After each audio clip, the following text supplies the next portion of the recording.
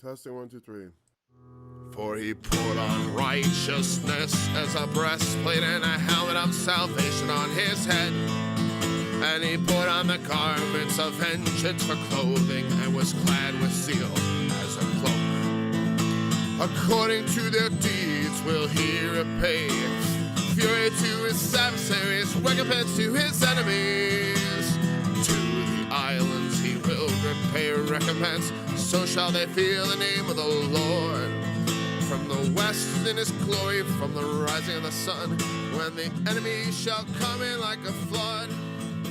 The Spirit of the Lord shall raise a standard against him, and the Redeemer shall come to Zion. Hello. Behind the doors. I guess we're just playing through a playlist today. Wow, I got a lot of stuff. And the posts. There we go. I don't know why that was going on. That was the first one was Isaiah 57. Comes the point in Isaiah where we no longer have songs to play the match with the chapters, because between chapters 19 and 25 I have not completed the songs. All weekend I almost wanted to go out and work on the Burden of Egypt because I do know how it goes. Just haven't finished it. Anyway, so Isaiah 19, the Burden of Egypt. We're definitely shifting subjects from the last chapter, so we can begin anew without any preparation. The Burden of Egypt. Behold, the Lord rideth upon a swift cloud, and shall come into Egypt, and the idols of Egypt shall be moved at his presence, and the heart of Egypt shall melt in the midst of it.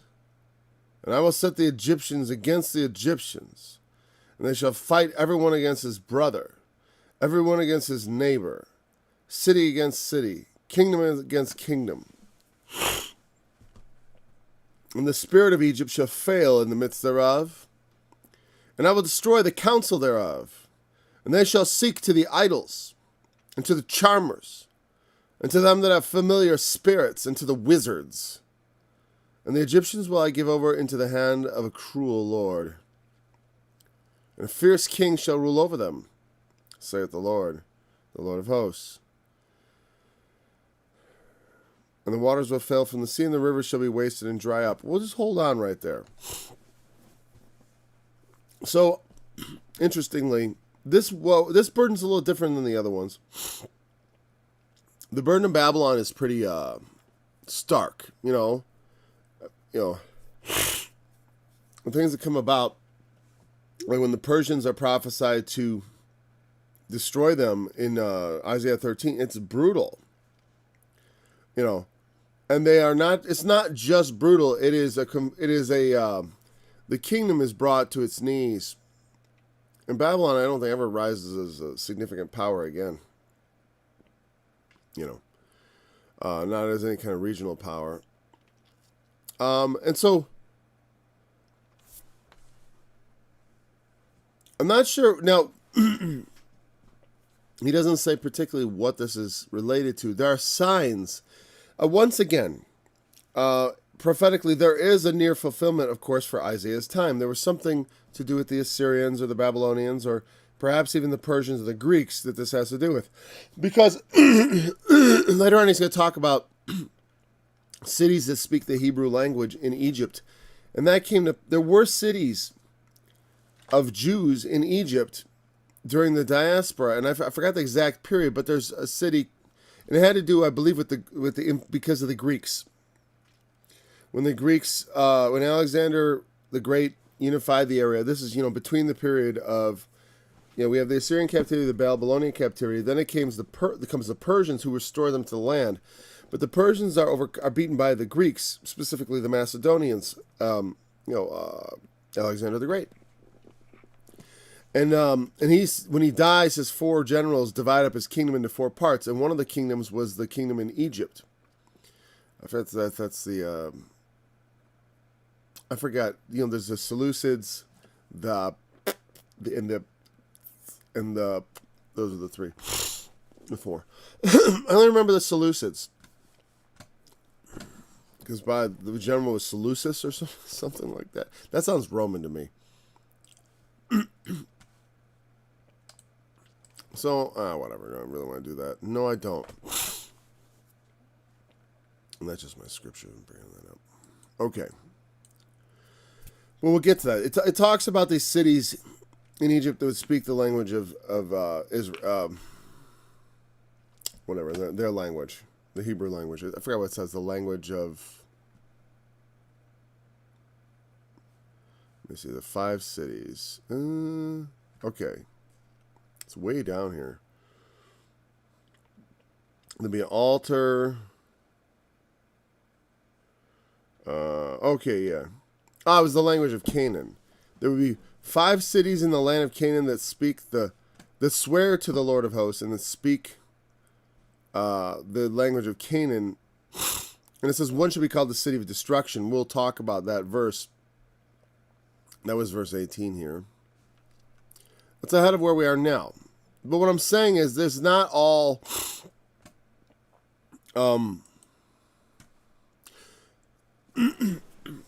what I'm saying is there's some history intertwined here. But also I see foreshadowings of Revelation, of course. And we'll talk about that. Because honestly, it's more the history is interesting, and we'll talk about it as we go through. But it is kind of irrelevant. You know what I mean? Like, yes, the idols of Egypt were moved and this and that, and I could just say, and it's all over now, and everything's quiet, and now we're back to normal, where there's no prophecy and no gifts, and and we're just kind of, some people almost seem to be relieved, I don't think they had much. I think a lot of clergy are glad they believe God doesn't exist, because I think if they thought God really did exist, how out of their control that would be. And I think they delight in being in control of the spiritual. Some do. I mean, with a perverse delight. Okay, so let's talk about, from the point of view of Revelation, how this will be interesting. Well, one thing I'll point out to you that, remember, when it says, what did it say about the woman in Revelation? The great whore. One of the big symbolic themes of the book of Revelation is the great whore. Right? And also the 2 witnesses and the Antichrist. And I was getting, I got my verses confused because I was talking about the great whore, and I was saying that great city which reigneth over the kings of the earth. But what I really wanted to talk about was in chapter 11, when it talks about the 2 witnesses being slain. Their bodies lay in the street of that great city, which is called spiritually Sodom and Egypt. So even in the book of Revelation, Egypt is mentioned. Egypt's a very important nation in history, especially in the Bible, because obviously it goes back to the Israelites being enslaved to Pharaoh, and Moses and the law and the plagues of Egypt and all that, and the deliverance. But it didn't cease to be important at that point, and it doesn't cease to be important to this day and in the Bible. It's not the power it once was, as far as but it is a significant nation, and prophetically, we can sort of dispense with the geography and think in terms of more spiritual things. So there is a near fulfillment of these things, but what about spiritually? What kind of general prophetic motifs reveal themselves? Right, so we have the Lord is riding on a cloud. There is times in the Bible where we have chapters. The reason I chose Isaiah 57 for the music, or was that 59 or 56? What did I choose? And I just realized I closed it. I choose 59, which had Helmet of Salvation in it.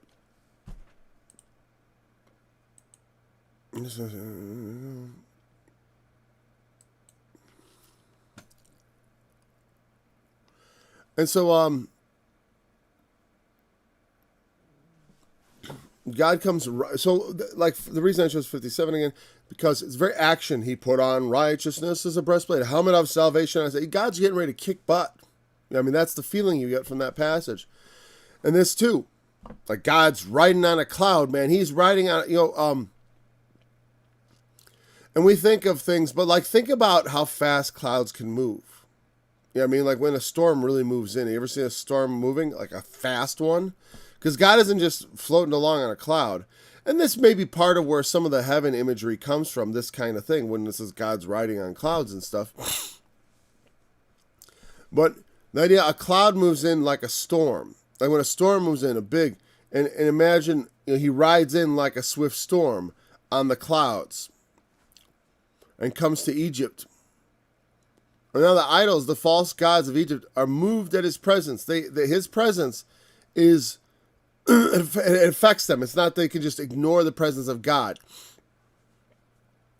And it's not necessarily the literal presence of God. If you look in the book of Revelation, like in the sixth seal and such, when they realize the situation they're in, they look to the mountains and rocks and they say, fall on us and hide us from the face of him that sits on the throne and from the wrath of the Lamb, for the great day of his wrath has come, and who can abide it? You know, they're terrified of the wrath of God. Once they see it, when they see it coming, you know, the fear comes on them. They may not be reverential towards God, and you don't have to actually see God literally or understand what you're seeing. Meaning, you can just watch a storm roll in, and if it's nasty enough, your heart will be moved at the presence of God, even if God isn't even in the storm. And meaning that, that like a storm, God can come in with that kind of fear, with that notice, like there's something coming, and even more so. But it doesn't have to be explicitly supernatural at all. It could be just God comes in with some kind of swift punishment. You know, like it'll talk about droughts and stuff. You know, he can ride in swiftly, and it's not that, you know, God comes leaping off the cloud and throws his helmet on and he's all right, I'm here to do business. You know, and people are like, oh, they would be. But when the plagues of God come, people don't know. One thing about it, we've got so many great examples. It's like in the past year we learned so much about human nature, I think. Or confirmed much if we suspected it. I was a little surprised. I didn't realize just how depraved we were. You know? People were just so craven. You know? Craven and cowardly. And most people are. You know, people tell me, I'd love to support you, but I don't want to lose my job. You know, I mean, because I don't ask people to send me money. I think a lot of people would be happy to send me money. When I ask people to share my videos, I mean, not that I ask people to do that much either. It's like, you know, I mean, but I mean, I don't emphasize money. I emphasize sharing, if I emphasize anything, which I really don't. I emphasize actually let's just emphasize the scripture. And so when this last year, when the very mention of pandemic, when it first came and they were like, oh, the pandemic, I remember going out the night of the first lockdown. And I actually printed out and dragged along of the governor's order in case I met a zealous cop who was deciding to enforce this. And I never met any of those because every cop I met, I talked to about, like a couple of the massless people I met were small town cops, sorry. He was highly aware that there was no law that said you had to wear a mask because he's a law enforcement officer. He's like, there's no law. And so there's nothing for him to enforce. So they weren't doing that, but I didn't know that. I mean, I didn't know what the shape of the thing was going to look like. I remember being out, everyone being gone. I remember going to the stores and like the first night before, the woman like being like, stand back. And like, she didn't want, I mean, she literally didn't want anyone getting there within 8 feet of her, not 6. And there was this sort of sudden fear. This sudden, everyone was like, it's here. Everyone knew the plague was in our midst, so to speak. I mean, that's what they thought. And certainly for the first 2 weeks, I was willing to play along with it to some degree. I mean, I faithfully wore a mask for the first 2 weeks or so. Or not almost the first month. From basically whenever our lockdown started till Memorial Day. That's when I stopped wearing a mask. So it was late March last year. And we still got people wearing them to this day, of course. But the point is about how that fear, it's just boom, and it's just there. And same thing with like hurricanes or other forces of nature or any kind of act of God. And like God can be seen in acts of God. You know what I mean? Like God is not, Elijah had this thing where he was, God was showing him like this wind come up and the fire and this earthquake, but God was not in any of those things. He was in this still small voice. Nevertheless, God can use these things also. It's not, that was a different meaning there because it's like we often forget to look for God in small things or something. God, it's much preferable to hear the still small voice of God than to have him roar at you. We don't want to have him we don't want to necessitate that kind of a, I want to use a parental term, that kind of instruction. I don't want to say punishment because for us it's instruction. For a Christian, if something difficult comes about your way, it's not a punishment. There's nothing, God sends no punishments to you. Not in the sense that he does judgments of God against the wicked. Maybe in the sense that a parent might correct their child, though. Right? But for Egypt, they are not the children of God. And so he says, I will set the Egyptians against the Egyptians, and they shall fight everyone against his brother, everyone against his neighbor, city against city, kingdom against kingdom. Nation shall rise against nation, kingdom against kingdom. Mark 13, Matthew 24, Luke 21. One of the signs of the end. Not the end, though, actually. I'm just kidding. They always say that one of the signs of the end is nation against nation, kingdom against kingdom. But actually what Jesus said is that's just normal stuff. If you see that, don't be troubled. But actually, as far as being a sign of the end, of course there'll be nation against nation in the end. There's going to be Armageddon. So, he will set Egyptians against Egyptians, civil war. But this is very similar also what you see prophesied about the end times. And Jesus said it. Well, about himself also. Then, think not that I'm come to send peace on the world, but rather a sword. For my sake, basically said a man will be set against his brother, child. Oh, poop. I can't believe I said poop. All right. Not that it's that big a deal. Well, I usually try to avoid saying more. I want to stop thinking about that. I want to actually focus on this. Egypt. Kingdom against kingdom. Brother, everyone sees his neighbor.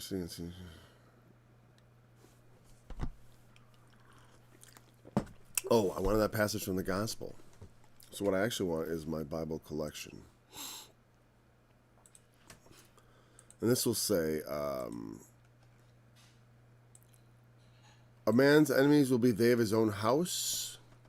A man's enemy house. Let's try that. Sorry, you're not seeing this. Let me bring that up.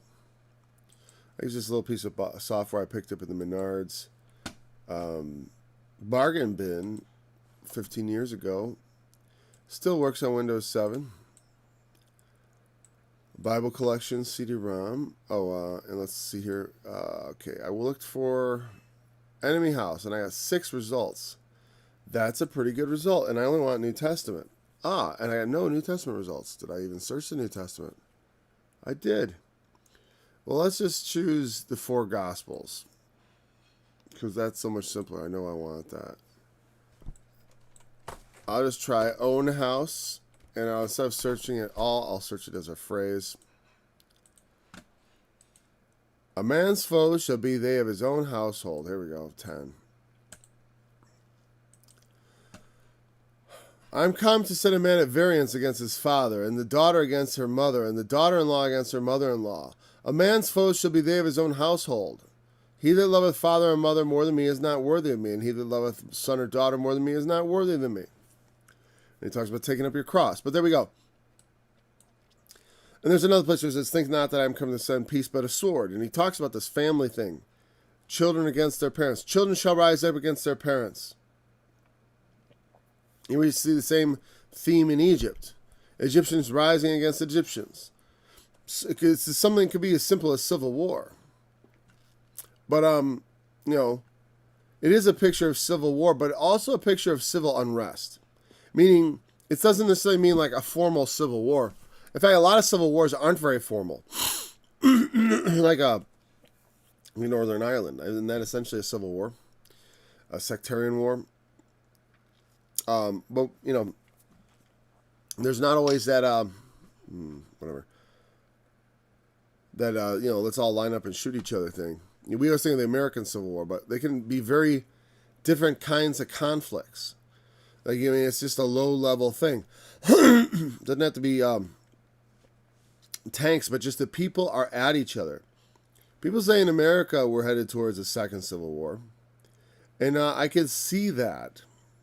I don't know if it's going to happen, but in a sense, we are already in a kind of a low-level Civil War. But all the fighting is taking place at this point. Still, not all of the fighting, actually, I should say. The majority of the fighting is taking place in the realm of words, which is the place where you want your fighting to take place. There's a battle going on over the soul of our country. I mean, that's pretty much it.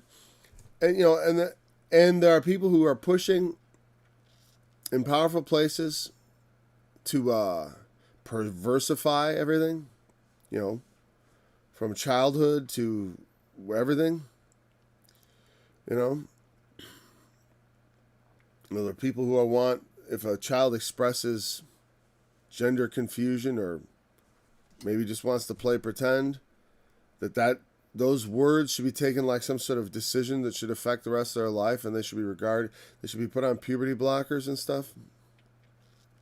Well, I got a song coming for that one. Yeah, and so it makes you, like I told the guy over the weekend, I'm like, someone comes to my house to try to collect my child to put them on some sort of body-destroying chemicals or whatever. I shoot to kill. That's the point where I'm like, man, this is worth dying over. I'll die for this. It's all right. I'll be gladly the dead. There's no do. I don't know. Is that wrong? I violated terms. But you know what the cool thing is? With hundreds of hours of Bible study, who's really going to listen to all of it to find out? Only the most dedicated people. You. And that's the nice thing. The enemies won't ever hear. I could say anything I want, probably. I don't even think their algorithm can follow me because my speech patterns are too irregular. I've used, speech recognition software. It doesn't understand me because I mumble too much. If I talk like in a Bible study, I talk too fast. It won't work. That's good. Anyways, but I feel that. That's how I feel. Some things you fight for, someone, because it's like, I'm not looking, well, it's the state. Not legitimate. It's just criminal bandits. I don't care if they got billions of dollars of hardware behind them. They're still criminal bandits, and they'll get fought. And the blood of the martyrs will fuel the fires of the future. As far as there are some things I'm willing to cash in for. Some things I'm willing to die for. I don't want to just die for any old thing, but some things I'm willing to die for. Yeah, there's something, and obviously the thing I stated is in a very unlikely scenario, because I know it's like the things I would die for are highly unlikely because they're pretty extreme. Well, there's other things I could die for.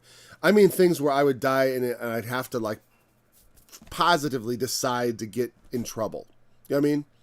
I don't mean where let's say I write a song that offends people and someone decides to assassinate me. That's not the same as going out and purposefully saying things what was I saying I'd like to die for? Well, someone comes after, someone does they're coming after your child, and then you actually take action.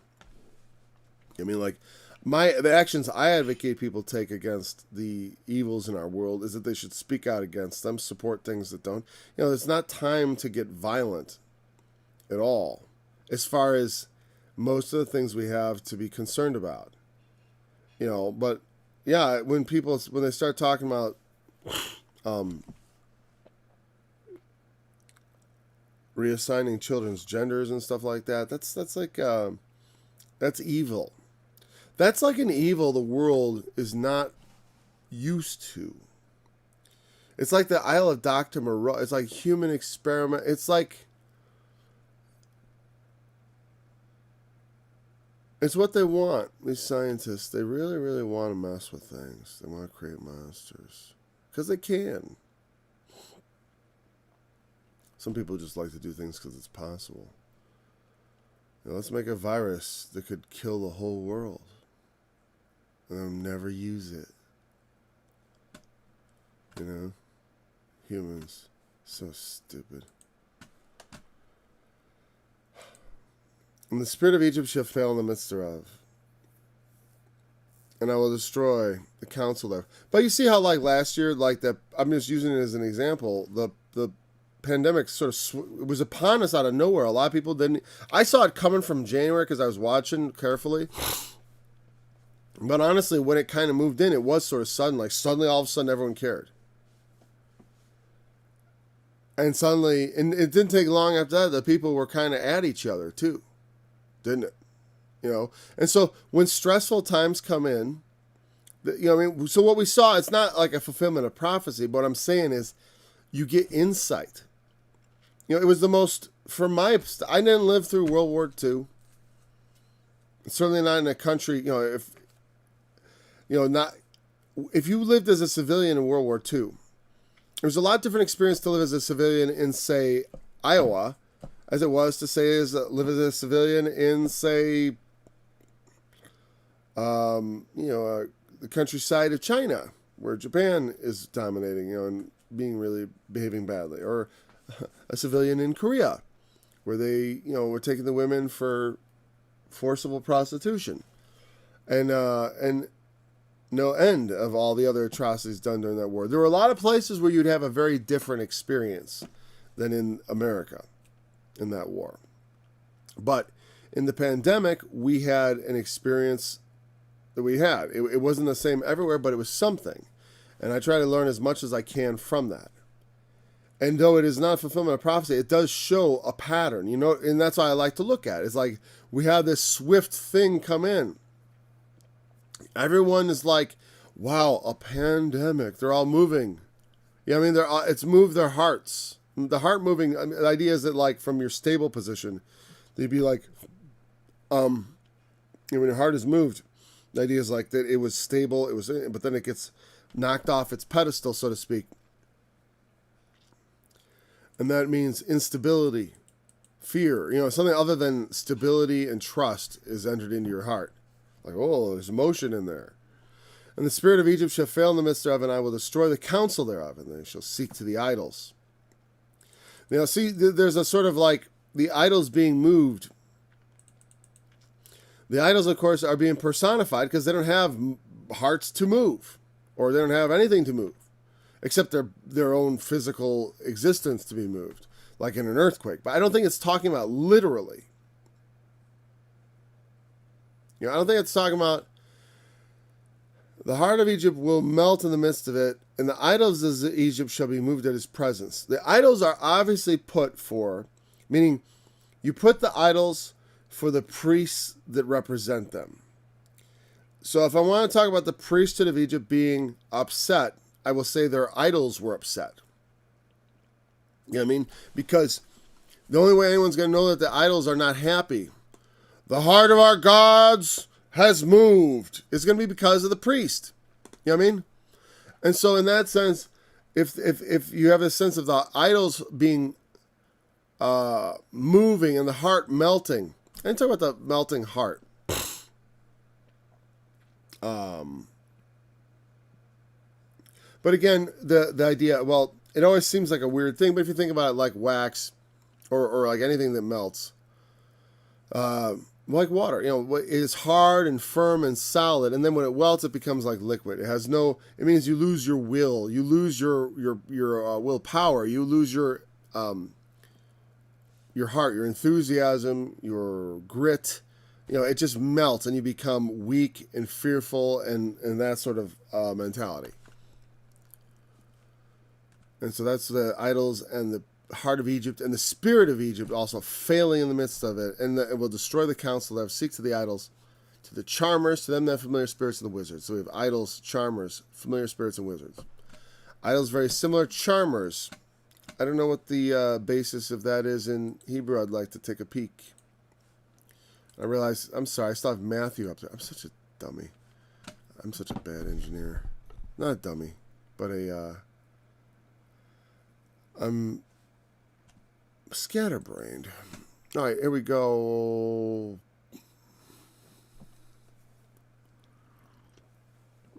Oh, yeah, the wizards and all that. Oh, and I still didn't. Sorry, this is just... There's only 3 windows, Paul. Just 3. The wizard... All right, the charmers are... At. I remember this word. And the wizards is probably that other one. Was it Oob? No, you don't need. Oh. Now what's this? Okay, whatever. Ob. There's Ob. So idols are probably going to be idols. So, did I put them in the right order? No. That's a Google window. I don't need that garbage. Elil. This is the word that is translated idols. And it means Elil, insufficiently worthlessness. You know, an idol. Apparently, al, good for nothing. By analogy, vain or vanity, specifically an idol. Obviously not the name by which the Egyptians called them. They called them gods. But in the Hebrews, they called them idols. And obviously, their word for idol is a pejorative term. You know what I mean? Like, I don't know if we've repurposed that word. Because they'll have, like, American Idol and all that stuff. And it's funny we use that word at all because it's not a word that's supposed to be positive. Like, it was never designed as a word for people to worship idols, to be like, well, I'm an idol worshiper. Because they never thought of themselves as worshiping idols. They worshipped gods. You know what I mean? They worshipped gods. So the term idol is going to... I wonder if... I mean, because look at it. Elil. Idol. Did the Hebrews invent the word idol? Because the id, I kind of always assumed it had some sort of Greek thing in it. I don't know. Ob. This is usually the word for familiar spirit. It means a bottle made from animal skin. Hence, a necromancer. Why? Because a bottle being empty could be filled. An empty vessel. And so it means, like, I don't know, they call it a necromancer. Because I don't know to me, a necromancer is a magical class in a game that can raise skeleton warriors to fight for him. And other stuff like that. You know, I mean, that's so I've had that term, like, in my mind, flipped around to do with, you know, science fiction or science or fantasy fiction and that kind of stuff. So when I say necromancer, I'm like, okay, well, what did the Hebrews think a necromancer was? But I like the New American Standard Bible translates it medium almost every time except spirit once. But the idea of a medium, it's also translated wineskins once because one time it refers to a wineskin bottle. Same word for wineskin bottle as it is for a medium. A medium is someone who acts as an intermediary between an evil spirit. Now, in Strong's exhaustive concordance, a bottle or familiar spirit from the same as ab, apparently through the idea of prattling a father's name. Father, I guess, like prattling. That's such a, apparently. Well, Dr. Strong was very, like, he always, like, I always find it interesting when he would try to figure out why is it related to that. And he was a good scholar, but he was a scholar, like, I think 100 years ago, at least. I forgot when the concordance was printed, but, you know, it was old when I was a kid. And Dr. Strong was long dead. And so a lot of his scholarship has probably been improved upon. Because it's one thing, you'd think, like, as you go back, you get better scholarship of the languages. You don't. Because unless you went really far back, you know, you may get better understanding of the language, of course. But, you know, that you have to go really far back to get that point. As far as in Europe, the King James translators, they didn't have access to, like, a lot of all the scholarship we got these days. Just even the number of manuscripts that have been unearthed, the Dead Sea Scrolls that also help with usage and stuff, and also other writings where they uncovered there's a lot of interesting things where they have Greek. There's a lot of Greek stuff out there, and they use that to help. That's why if you look at like a here in the Brown Driver Briggs for the Old Testament, in the New Testament they'll actually reference other works in Greeks to help understand what it means. Because in the Bible you just have the Bible and a few other Hebrew works. I don't really even know what the other ones are. I think there are a few other Hebrew things, but they would be much later. For a long time, the Bible was the book for the Hebrews. There weren't like other books. There were books, though, right? I mean, there weren't like the books they kept were the Bible books. I don't know if there were other books. I mean, or they became the Bible books, anyways, right? I don't know if there were other books. So that's Ob. Yedeoni is a familiar spirit according to this, but it's translated wizard. From yada, like yada, yada, yada. No, I'm just kidding. But it means a knowing one. Specifically, a conjurer, by implication, a ghost. Translated wizard. Again, I think of as a wizard, a guy who can cast fireballs and stuff, and he can maybe use a cloak of invisibility or something.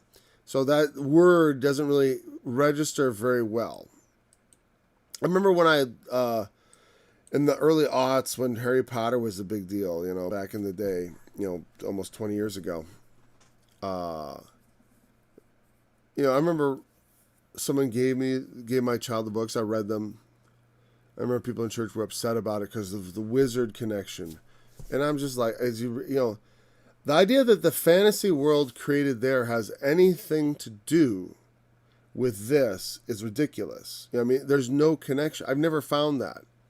And some people, maybe it's, some people think it's, I don't know. I just don't think, people, like, there are a lot of other bigger problems in life that are holding us back spiritually than some of the things people get worked up about. I mean, obviously, if someone becomes obsessed with some cultural thing, like they become a huge, I think I was gonna say like, I was going to use the thing we're using, which is Harry Potter, but then I was going to say maybe sports fan. They're too into their sports team or whatever. Whatever. I don't want to pick on people for their passions, but we definitely have to put the Lord as our first passion, towering above everything else. As far as wizards and all that, if it means properly a knowing one, I do like the idea of a wizard being like the sort of wise man. Plus, if you look at the passage we were looking at, it gets too repetitive if we change the wizard to what do they want us to put? Someone who also, because here's the thing.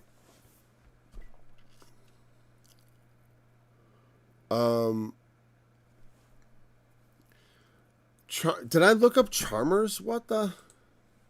I thought I was done. Charmers. Here it is. At.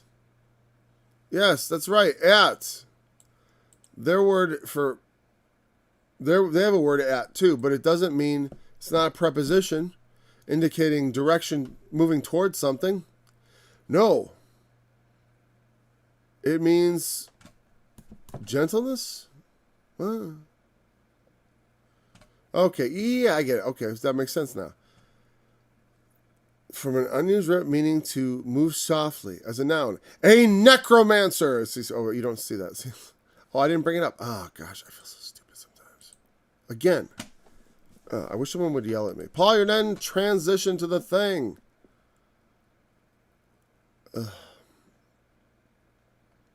Did any of these get up here? Were these all not done that way? Eudione, familiar spirit, but is actually a knowing one. That's wizard. Ob, noun masculine. Ob, a bottle made from animal skin. A necromancer. Medium. And then we talked about Eliel, an idol, meaning insufficiency or worthlessness. There's the Brown Driver Briggs. And down here, Strong's. Good for nothing, banality, vain or vanity, an idol. A thing of naught. So those are the words. I don't remember if I got them right or not. And then we have this at. It means gentleness. Okay. It says it's an adverb, but it's not being used like one here. Let's look at the usages. See, this is always like better than this stuff on the left is stuff on the right. Because here you have the Englishman's Concordance entry, and it's like, oh, this word occurs in Genesis 33. I will lead on softly, according as, deal gently for my sake with the young man. In sackcloth, I went softly. With thee, is there any secret thing? Secret, gently. Of God, the word gently with. Go softly, and rejoice in Rezin and Remaliah's son. There was the waters of Siloah that go softly. And here are the charmers. Interesting, Hosea, from their, what? I almost want to see like what that's about. I clicked on the wrong button, man, because I did not want this. This is like where they break down the whole verse into each word, and then they tell you like not only what it is, but like the form it's taking. Yeah, I mean, you know, like a word's a different form, like was and is, or play and played. Well, Hebrew, obviously, there's play and played, right? Draw and drew. And this is V-qual imperfect to CS / Boy, I didn't take any. See, when I tell you I'm not a scholar of Hebrew, this is what I mean, man. I don't know what any of that means, except that means preposition. Oh, look at that when you hover it. Oh, cool. You know what this all? I could have totally faked you guys out. See, the V means verb, qual, imperfect, first person, and then perfect is the first person common singular, first person common singular, third person masculine plural. What? Verb, qual. I don't know. Sorry. You know, the other day someone left a comment about one of my studies in math, and they're like, nice fat-free study. And I keep thinking to myself, like, that makes me self-conscious. I want to make sure I trim the fat. You know, I know people like the studies fat-free, and I don't want to roll it on like I'm doing now, but I'm not trying to do it. All right, Egyptians will give away the hand of cooler. Okay. So it's saying, when this happens, when the fear comes on people, of the coming judgment. You know, God's ridden into town, and everyone's like, something bad's about to happen. And then they get fearful, and the idols are moved, and they turn to the idols. Because, again, the idols aren't moved. It's just the priests are saying, dear people, your gods are upset. And they're like, oh, what's going on? What do the gods say? And then that's what they do. They go. And, you know, we don't have idols anymore, but we do have idols. You know who our latest idol was? This Fauci guy fraud. This fraud Fauci. He's an idol. Worthless nothing. He's sitting up there like he's a doctor. He's barely even that. You know what I mean? He's a fraud. He's an old fraud. They need to fire that. Did he resign yet or whatever? I heard he was going to last week. God, that's a long time in coming. I wish Trump had fired him. He couldn't. They would have crucified him for. That's why the press is the biggest traitor of all. Because it's like they are supposed to report the truth, but instead they were just dead set on getting one guy. And they betrayed us all for that. What I mean is, like, they lied to us. They misled people. They did whatever it was take to do that. And because damn the consequences. They're like, they couldn't imagine that they could get an even worse leader. So stupid. But what happened? We have idols like Fauci. And what do people do? Oh, what do we do? Let's go to the wizard. We'll ask the wizard, the judgment of God is upon us. What do we do? Trust me. He operated a lot like a priest this year. Because he was full of crap. Lying constantly. Lying about mass, lying about the plague, lying about this, that. He was a big liar and making stuff up and basically misleading people and acting like a priest who was basically behaving like some sort of political actor, not based on science, lying about the science, not following science, but saying follow the scientist because he's a God. I wanted to say effing God so bad. Because that's how I came up talking. I swear.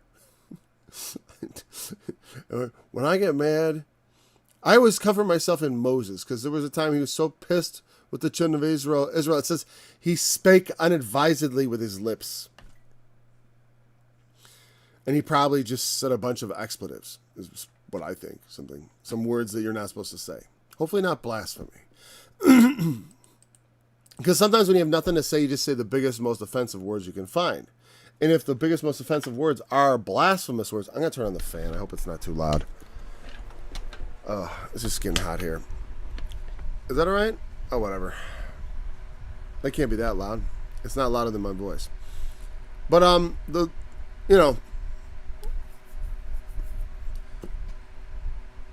But I really feel like if we want to talk about, like, bad things happen, and what do people do? They turn to the idols, and that means to the priests, to the charmers, to the conjurers. The idea of a charmer is one who speaks softly, is soft-spoken. Oh yes, soft-spoken. This is what we've got to do, and blah blah blah blah blah. I remember all year watching these stupid channels get recommended to me on YouTube about COVID-19 facts, and then we talked to Dr. Fauci. I can't wait till this. I can't wait till he's disgraced. And then they got to face all the YouTube is responsible for spreading misinformation and deceiving people, and probably responsible for deaths. And I really hope we get around to suing them into oblivion. Until there's just the company that was YouTube, because when you withhold information from the public that is actually critical to their survival or to their health, and there's ill effects, it's like, where are the tort lawyers, please? I've always hated frivolous lawsuits, but this is the time. We need lots of frivolous lawsuits to bankrupt YouTube, because they make me that angry because they censored the truth and promoted lies. And I want, it's not that I don't want a YouTube, I just don't want YouTube. I'm using it because it's the popular channel. And if they would reform their ways, I'd be happy. They don't have to be destroyed. They can just reform, and then I'll be like, that's just as good. Like when the Apostle Paul turned to the Lord. There were people for whom he was still the guy who caused, he still held the coats for Stephen. They can't take that back. And maybe you'd like to kill that guy who hurt your family or your friend like that. But having him convert to the Lord is the next best thing, because he is dead for all intents and purposes. Old things are passed away, all things are new. If it's a sincere conversion, like on that level.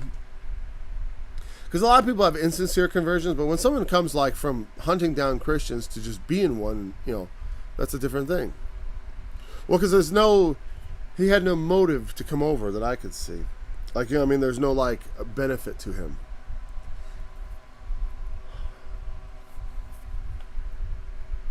Idols, charmers, familiar spirits, people who are mediums of familiar spirits. They act as a go-between between external forces. That's enough. I'm cool off. They're I've always had a bit of a I don't know what to make of mediums. I don't have a lot of experience with that. I've seen it in movies, and that's probably not. It's probably based on something. They like.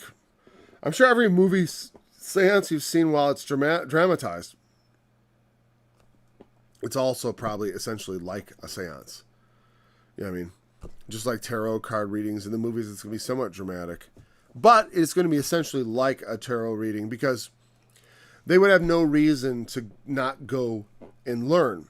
Now, it's going to be not like a real tarot reading in that, just like if you ever watched a preacher on a movie and how lame they are, well, sometimes they're like that, but not always. And so the mediums who can channel the spirits of dead people, that's kind of the thought, right? But I don't believe in that. But I do believe they channel spirits. And it might be the spirits of dead people, but what it would be in my mind is like the same evil spirit that possessed a man 100 years ago is now possessing the medium. And so, yeah, there's a residual memory potentially between the spirit. But the thing is, because it's so, mediums and psychics don't operate with any kind of accuracy. It's all cold BS, as far as anyone knows. Just like idols are nothing. It's not like idols have real gods that represent them and have power, and that's why they're bad. It's because they're nothing. And also, a medium. Is it really anything, or what is it exactly? I don't know. I do believe if it is something spiritual, it is a spirit. But spirits are either not able to communicate with people. Because here's the thing. If evil spirits were like demons and they could enter into people, I would expect a lot greater communication with them. Like, all right, we've got to... or maybe they're always full of trickery and want to deceive always. I mean, if they told them the truth, they probably wouldn't play along, I guess. If the demon says, I'm a demon, and why don't we go work against God? I mean, some people would like that. That's my point, is that some people would be like, yeah. And so the demons could inhabit people who really want to be inhabited by demons in that case. Meaning, and they would find each other and be happy to serve Satan together. You'd think. This is being silly. You'd think. So I don't know. Well, maybe not being silly, but on some level, I don't know what it means. I've always said I don't really understand how evil spirits work exactly. How personal are they? Meaning in themselves, are they a person? Or are they just merely less than a person? You know what I mean? Just the way, like the spirit of 76 or the spirit of the times. It was, like, there are moments in time when you fall into a certain spirit. When you come to, like, have you ever been to a concert where everyone's enjoying themselves with the music and everyone kind of falls in together to enjoying the music together? And it's almost like spiritual. It's the same thing that happens at church. It is spiritual because we're unifying in spirit. We're all our minds are focused on the same thing, the same melody, the same ideas. And that is a spiritual thing when all those minds are focused on the same thing and having that in common. And they don't have to be all focused, but it's like when you have so many focused. So at a concert, you can get that feeling of like being part of the group in the church and other places also. So there are spirits that are like that. Spirits of hatred. We can get down to low-level spirits. And I think there are different levels of spirits, and that's made obvious in the New Testament. Just because the evil spirits differ so much. I just got an itch on my leg. Ow. You know what I mean? They differ from each other. They're not all the same. This chair is all weird. It doesn't have arms high enough for my poor shoulders.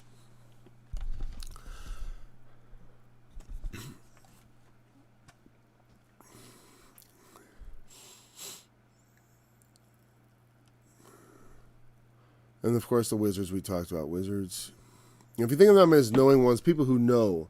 What does that mean? Maybe they know evil spirits. They're in the know with the gods. I don't know exactly what the Hebrews considered these wizards to be. Their word was very different, and it seemed to be not wizard as we would think of it. It's not a magic using broomstick flying stars and moons on their hat and sequins on their garments type of wizard. This is something else. This was something real that they would have experienced, in which they did not leave us a lot of details about. But if we knew more about the worship of the false gods, I think we would probably have a good idea about this. When I was a kid, I was interested in archaeology a lot, like everyone, but especially after things like Indiana Jones and stuff, right? And it makes me think of that, like knowing. At the beginning, he was stealing that idol out of that jungle temple or whatever. He was going there to get the idol, and there were all those traps, right? And there was something that he knew about it. He knew what it was. He knew what it was for. And same thing with I got a text here. It's probably not important. Nope, good.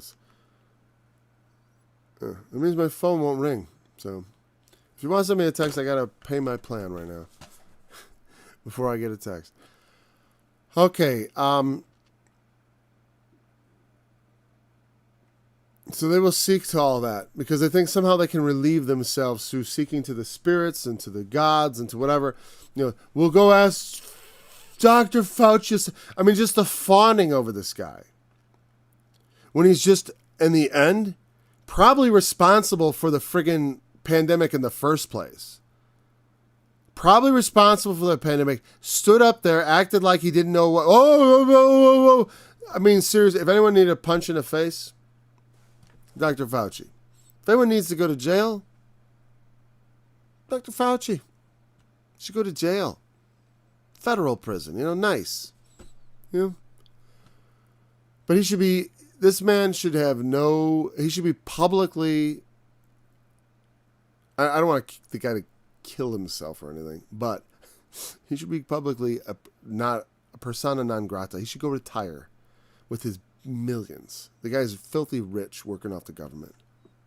Disgusting. You know why? Because scientists make money off their vaccines and stuff. He'll get rich off this. If he isn't imprisoned. Yeah. Just because his face is sitting over there on my other computer screen. Let's change that screen. I don't usually have that up. I usually have that screen up. Which is my website. And it's nice and bright. Okay. I'm sorry. All right. So then it talks about this the next. All right. It's going to be hard to go through this. The water shall fail from the sea, the rivers shall be wasted and dried up. They shall turn to the rivers far away. The brooks of defense shall be emptied and dried up. The reeds and flags shall wither. The paper reeds by the brooks, by the mouth of the brooks, and everything sown by the brooks shall wither, be driven away, and be no more. So we're having a general water failure. Now, this is not, again, this is a common theme. It's shockingly common. As far as, you go to Revelation, and you'll see waters fail. The rivers were dried up, that the way of the kings of the east might be prepared. The two witnesses have power, that it should rain not in the days of their prophecy. You know what I mean? And to smite the earth with all plagues as often as so they will, but specifically that it should not rain. During the two witnesses' prophecy, they will take away the rain. Now, Egypt is very dependent on the Nile. And the river, that is the river in Egypt. When they say the river, they mean the Nile. And the sea is usually the sea of reeds. It's like the delta. It's the Nile Delta is considered like the sea. The Nile. Well, sometimes it's referred to it as the sea. The Sea of the Nile. Because it would, again, don't assume they have the same technical definition of what makes a sea as we do. Like the Sea of Galilee is a sea, and so is the Mediterranean Sea. But we don't think of Lake Michigan as a sea, but the Hebrews would have, because of its size, not because of its salinity, meaning the salt water. Because I always think, is there a freshwater sea? I don't know what the definition of a sea is, but we have our own definition now. But I don't think it was the same back then. But the idea the river would dry up. The brooks of defense. I don't really want to look that up. Just because I don't. The brooks of defense. It's Matsor. It sounds a lot like Mitsuram. Oh, brooks. Stream. So the brooks is just Nahar, Yahor. It's just another word. It's like rivers and brooks are two words. The defense is Matsor. Egypt, the name for Egypt is Mitzrayim, which is it up here? Mitzrayimi. That's the Egyptians. Mitzrayim is the land of Egypt. It means double defense. And because they have on one side Egypt is very well defended land. They have the desert on one side, and they have the Sinai Peninsula, like that very small. It's a very easily defended piece of property over there. Or not easily, but it's It's got some natural advantages around the Nile. The paper reads by the brooks, so the idea of things drying up and water being taken away is an important theme, because when Jesus was walking the earth, one of the things he talked about was bringing water, that if you believe in him, that you would have a well of water in you springing up into everlasting life. And so the giving of water, the tree of life in the book of Revelation at the end, the tree of life, the water comes out of the tree in the midst of the city and the street of it and flows out and brings life to everything. And so he also talks about, out of your bellies shall go rivers of living waters, he that believeth on me. And so when these things are taken away, it's the sign of God's blessing being taken away. I mean, yes, explicitly it's bad not to have water. It's critical. I mean, it's critical. But that one of the most basic blessings God ever talks about is like, he sends the rain on the just and the unjust. You know, the world goes on. Rain and snow and sunshine. The world keeps turning. And that's the goodness of God towards mankind. When he stops it from turning, we better look out. When the rain no longer comes, when the wind no longer blows. You know, when the wind no longer blows, because like, you know, there is a place in the book of chapter 7 where he talks to the 4 angels that are holding back the 4 winds of the earth. That should not blow on the earth, nor on the sea, nor on any tree for a certain period of time. You know what I mean? The winds even die. You know what I'm saying? Like, because they have the calm before the storm, but also like, you know, like the normal order of things. The rain, the wind, the seasons, just the sun and the moon and the stars are all going to be affected. All are going to drop out of their normal courses and behave in strange ways.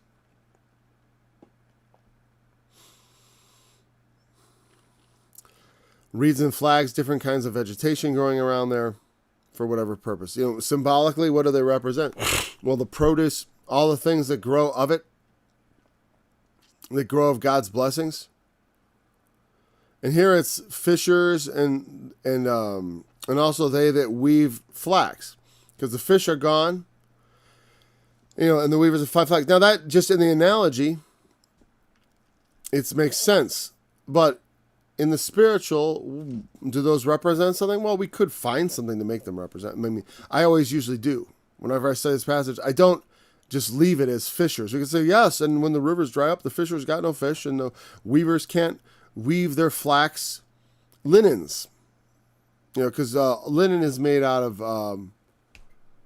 you know how like some stuff is woven from cotton fibers and other stuff is woven from wool, and certain linen is woven from vegetables, I guess. Not vegetables, but like, I don't know precisely what kind of flax or fibrous, you know, plant-based material you get linen from, but it comes from plants, not animals. Not like, you know, wool or the other stuff that comes from wool or cashmere or things like that. Or synthetics, you know, it's not synthetic either. It comes from plants.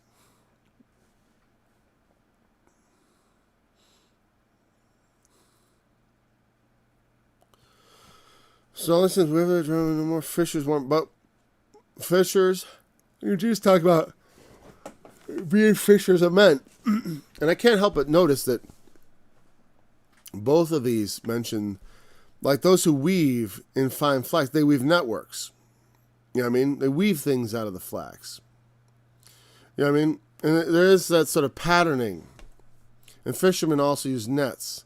I don't know if there's really any connection to that. So, I don't know. I think it's just saying the people who are connected to these things are going to be hurt by it. And this is not unusual. This is not, if I was going to compare it to anything symbolically, I would compare it to the merchants of the earth mourning over Babylon. You know? When Babylon was struck down, the merchants of the earth all were sorrowful because their merchandise was no longer had the market they did before. Okay. So they shall be broken in the purposes thereof that make sluices and ponds for fish. This is going to be the last thing. And once again, I'm off my text. But let's just quickly look at this and we'll wrap it up. I just want to notice the sluices and ponds for fish line. Let's try the NIV, the Devil's Own Translation. Ha ha ha. We'll start at verse 11 tomorrow. Workers in cloth, all wage earners will be sick at heart. Yeah. Those who work with controlled flax, with comb flax, will despair. The weavers of fine linen will lose hope. The workers in cloth will be dejected. Oh, they don't call those fishermen, huh? English Standard Version. Let's see. Yeah, all who work for pay will be grieved. Notice they have workers in comb flax, despair, weavers of white cotton.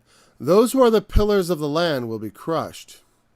All who work for wages will be grieved. Interesting choices. You notice that English Standard Version, all who are pillars of the land will be crushed. And here he says, what? Oh, that's the King James. The make sluices and ponds for fish.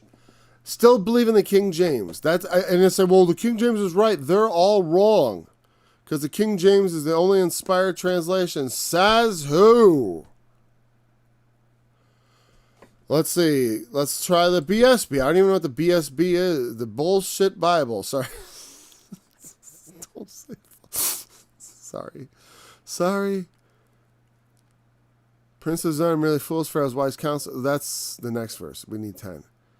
Workers in cloth will be dejected. Why workers in cloth? I don't know. They say workers in cloth. Obviously, there's a bit of confusion on whether these are workers in cloth or they say workers in cloth. In the English Standard Version, they say pillars of the community. New American Standard Bible. Can you believe we have so many Bibles and they're all English? The pillars. They go with pillars. English Standard and New American. Now, here's the thing. New American Standard Version. More of a word for word than a thought for thought, I believe. And actually a pretty good translation overall. If I could start over, I might start with the NASB. Because it's just, it's got such, they didn't try to be pretty with it. Just standard. Just in standard English. Yeah, it's just ugly. That's the problem. It's ugly. It's a very ugly Bible. It's not like the King James. You read it, it's like ugly. It's ugly words. The waters from the sea will dry up, and the rivers will be parched and dry. The canals will emit a stench. The streams of Egypt will thin out and dry up. The reeds and rushes will rot away. The bulrushes by the Nile, by the edge of the Nile, and all sown by the fields of the Nile will become dry, be driven away, and be no more. I know I misread one line. But you see, that's very dry. The King James, when we read it, it just flowed off the tongue. It just had a beauty to it. And that's why I don't use the NASB, because I don't think it's as good. It's just not as good. So, I would go with the, let's see, I'm going to go back to King James versions, plus we're going to wrap this up real fast here. Strong's King James Version. There we go. And I just want to know one thing. Oh, they shall be broken in the purposes thereof. Foundation. Stay. Shall be broken. Okay. Yeah. So it means like a foundation. The foundations shall be crushed. All that make, accomplish, and this is the word it means wages or higher, not sluices, but they were doing their best. Ponds, sad. They all that, and then this word for fish is, oh.